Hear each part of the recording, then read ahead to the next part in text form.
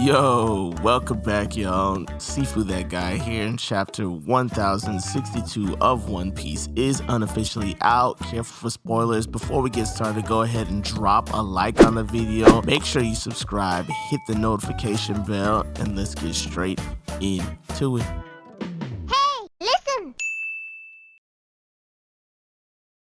So this week on the cover page, it shows that Cacao Island is covered in ice. So a lot of people are speculating that Blackbeard Pirates, specifically Aokiji, is here. I don't know who else it really could be, so everybody's probably right. I think it would be wild to see Aokiji again in the story, especially if he is going to get the poneglyph from Whole Cake Island on Blackbeard's behalf. That would be wild. So the chapter begins with Frankie fanboying over Vegapunk. Of course, Frankie would be a huge fan of Vegapunk, but Robin, on the other hand, doesn't exactly trust the situation. She knows that Vegapunk was always an old man. That's when this Vegapunk clears it up, that she is actually Vegapunk to Lilith, and the Vegapunk that Robin is referring to is the main body called Stella. She goes on to say that this particular Vegapunk, they run out of funds all the time, so they actually rob pirates and steal their valuables. I'd just like to say quickly that, Oda, I get that you put Lilith at the end of the last chapter thinking that it would fool us, especially going into the break, but the fan base was never fooled, baby. Not this time. Anyways, we cut to a panel where Nami is confused. She still thinks we're being rescued. She's like, what kind of rescue call is this? To where Lilith loses her patience and she's like, I'm not rescuing you. Trespassing on this water is impossible. And we cut to a panel where we see that Vegapunk has built a plethora of sea beasts, basically his own weaponized version of what it looks like to be sea kings. And yeah, if you trespass on the waters of Egghead Island, they're gonna sink you. You're not getting away. And this goes on until Lilith gets a call from someone named Shaka on the line. And Shaka proceeds to tell Lilith, what are you doing? You're attacking a Yonko pirate crew. And Lilith's like, duh, that means they're gonna have a bunch of valuables and we need valuables to keep the lights on. Shaka continues to say, no, you're silly. Look at the pirate hunter Zoro over there. He's worth 1.1 billion. Shout out to Zoro. The only reason he's so calm is because he knows that you're within striking distance. And the same thing goes for the devil child, Nico Robin too. I like the hype that he is placing on Zoro and Robin here, and boy, I hope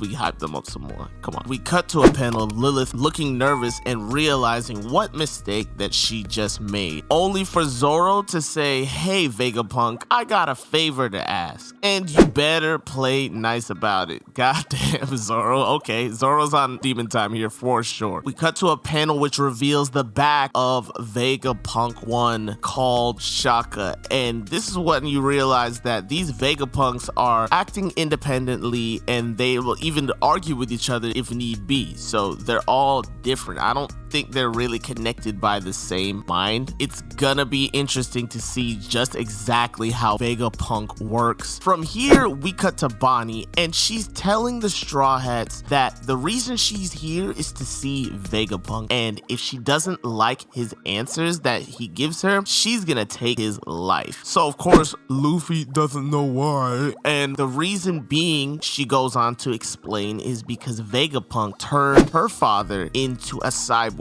revealing finally that Kuma is in fact Bonnie's father. Luffy and Chopper do some more fanboying once they get to the surface and they realize just how cool Egghead Island is. But then in a super small panel, Bonnie goes on to say, oh yeah, I forgot to mention I ran into Sabo at the revelry. I guess I can spill the beans. Yo, I'd like to say here that we're doing chapter predictions every week on YouTube Shorts, so we definitely predicted both of these things, that Oda would reveal Bonnie's true purpose here, and of course that Bonnie would be the key to telling us and catching us, the reader, up on what happened in the revelry. So make sure you guys tune into those chapter prediction shorts. They're gonna be super cool going forward and they're super fun. Make sure you guys also like and subscribe. But anyway, here's where Luffy's idiocy comes into play. They're walking through the town and they see all the cool stuff. Luffy's like, hey, there's space monsters, stores. This place is awesome. And Luffy decides that he's just gonna run around and go have some fun. To Bonnie's surprise, she's like, dude, what are you doing? We're supposed to be infiltrating this place. She has no idea what she's getting into. I'm just...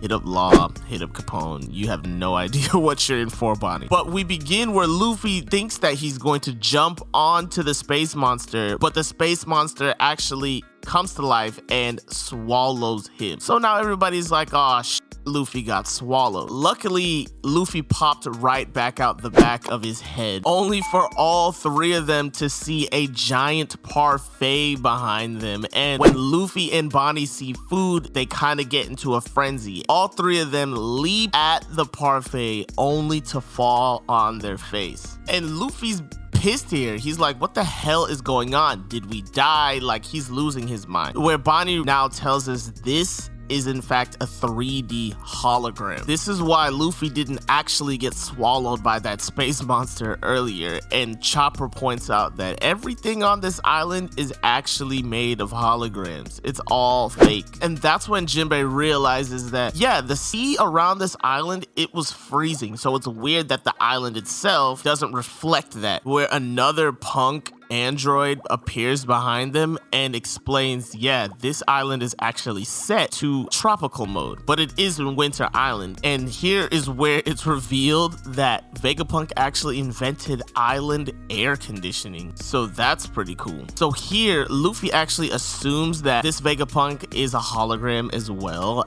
and she smacks him. But she actually does him a favor because she smacks him into a snack machine. Got cheeseburgers, fries, sodas, all kinds of stuff. Luffy, Bonnie, Chopper, they're more than excited to finally get some food. This is where the Vegapunk explains that, yeah, this machine, it can turn raw ingredients into one of the 500 unique dishes in under a minute. And it's great to have, but she can't mass produce it because they have lack of competent engineers. Yo, she's actually kind of freaking the hell out here, and she really needs to take a chill pill. So she goes on to get so pissed off that she actually punches the space monster hologram earlier to vent, and she says, the island aircon, that's in the same boat. Everything that we try to invent can help the world, but it can't be mass produced. Also explains she actually invented photonic gloves so that she can actually interact with light. So debates like what's real and what's not, it doesn't matter anymore. Once you can interact with everything, that argument is dead. Yo, she is insane. So Jinbei eventually asks, yo, just who are you? To where she reveals she is actually Punk 06, Punk Atlas.